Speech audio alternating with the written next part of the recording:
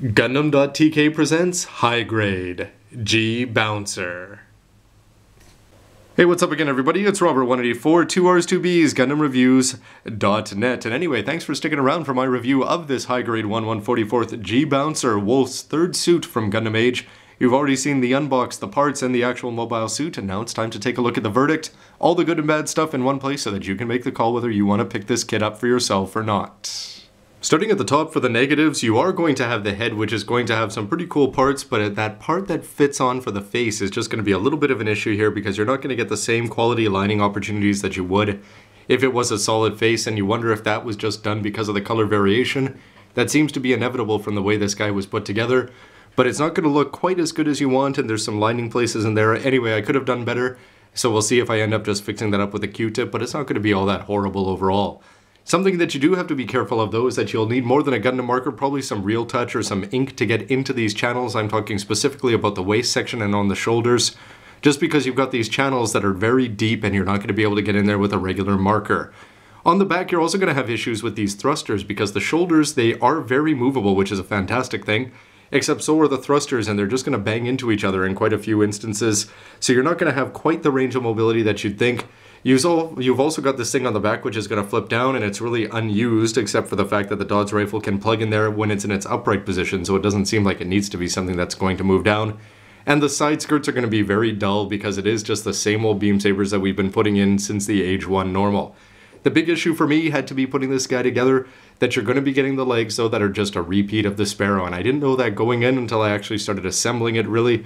And once I took a look at that, I just felt that this was a little bit of a cheat and a little bit dull because the upper body, putting it all together, was just a lot of fun, and at the bottom, all of a sudden it felt repetitive. When you do look at it, there are a few differences, but it just seems something that it's a very angular kind of mobile suit, and having these kind of sleek legs certainly add to that. You just think that they could have changed a little bit more. And you are going to have the same problems if you saw my review of the Sparrow, that when you've got these small feet and you've got these very sleek legs, that they're just not going to provide the same solidness that you'd get with something like, let's say, the Age 1 normal. And finally, you've got this chest part here. It's seals underneath, which may not float everybody's boat, but overall, there's a lot more positives than negatives with this guy. Unless you're like me and that wolf-shaped shield isn't quite enough and you wish that you'd had a nice wolf mark there, it was hidden on the Genoa's custom, so it would have been far better served here where it's actually going to be forward, unlike, let's say, a Victory Gundam kind of suit.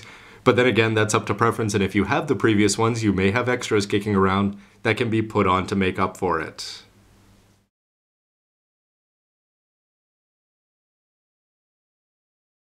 Even though this guy deserves a better pose, there's so many positives that go along with that, and most of it's going to come from the fact that he was a lot of fun. Start at the beginning, it was a lot of fun to put together. He's an all-white mobile suit. You think that might be a detriment, but from the front there's very little gray. It's only the elbows. He's been getting more white over the generations with his suits. And I think that this one is going to be sort of the ultimate one that we've seen, hopefully, just so far, and it's going to get topped overall.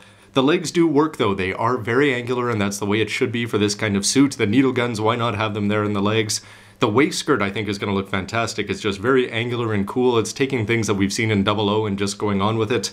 And the chest with lots of little intricate parts. Even though it's all white, I can't wait to see the color variation. The seals, I have to say that they do work very well under there. Having that little bit of black in the chest, because of the all white of the suit, is still going to look fantastic. The shoulders are angular and very cool. And look at those thrusters. They're certainly one of the more interesting backpacks that I think we've ever seen. Compared to, we've seen the Genoa's custom, they've just been getting larger and larger, and you've got the bonus that you can throw them on the Adele if you want. The Dodge rifle, nothing too exciting, but it does have the playability factor that you can actually plug it in on the back there. It does have a seal on it, and it's a little bit smaller than the GX's, which in my book is a good thing. And then you've got that shield, which I think is going to look great. Like I said, I wish it had that red mark, but the sigil is going to look fantastic. You can take it off, you can use it in either hand. And you've got the beam sabers, and I really like the look of the clear pink to go along with that clear green. Perhaps that could have been a little bit darker 00 style, but it's grown on me since I put it together.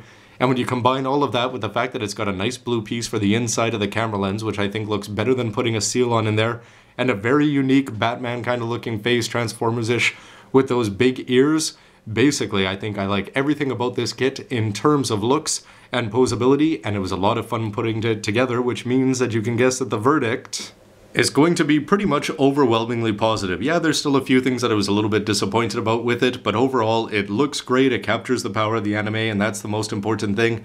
Tons of play value, and the fact that you can swap stuff off with other kits is just going to add even more play value to them in the future. So the G-Bouncer, if you're a fan of it, had a weak debut, but it certainly had a much better second episode, and I can't wait to see Wolf leading the Age 2 and their team out.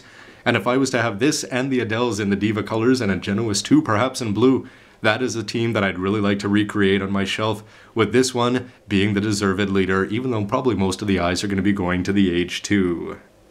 But now it's time for the always fun future speculation, and we'll be beginning this in any other grades, any other sizes, any other qualities. Basically, we've already seen that the previous suits had the 2 versions with the advanced grades from the first generation, and I guess whether we get anything more out of this is going to depend on what's going to happen with Wolf the character. He did get 2 suits in the first generation. Of course, it's just the ability to sell more Genoese molds that helped that along the way. The GX has had a great debut, the Bouncer has been fantastic so far, and it shows a big step up. I would like to get this in Master Grade of the 3 that we've seen so far. I wonder if we'll get another one that can top even this. It's just so angular and well designed, and when I look at the GXs and the Genoese Custom now in hindsight, they certainly don't look anywhere near as cool as this guy does. Will it get topped? Could he have 5 or 6 suits? That would be certainly a very interesting record to see over the course of Gundam, especially to see if they were all very, very white like that. How cool would it be if you got a gold one at one point for no reason whatsoever? But anyway, with a 100-year war, how long can this guy stay alive? Although he's already slept once, so we'll see if it's actually possible again. Anyway, everybody, Robert184, thanks for watching this. Why don't you let me know what you think of the possibility of future incarnations of this guy, and how do you think about the verdict, and what do you think about this mobile suit and the anime in general? I'd love to hear your comments down below. Stay tuned, everybody. I'll have anime reviews, which will be featuring Wolf quite a bit, I'm sure, unless something horrible happens to him, and I certainly hope it doesn't, because he's been a lot of fun to watch so far. And leading the Wolf team out, again, it's something I want to recreate in plastic model form, because even though they've only seen 1 episode so far, it's been a lot of fun, and I think they're all just going to grow on me as a viewer, and hopefully you as well. So anyway, thanks for watching, and stay tuned for lots more reviews of Age, Master Grades, and everything in between. See you next time. No, seriously, kid, if I have 6 custom mobile suits, that's getting me up there into Char territory.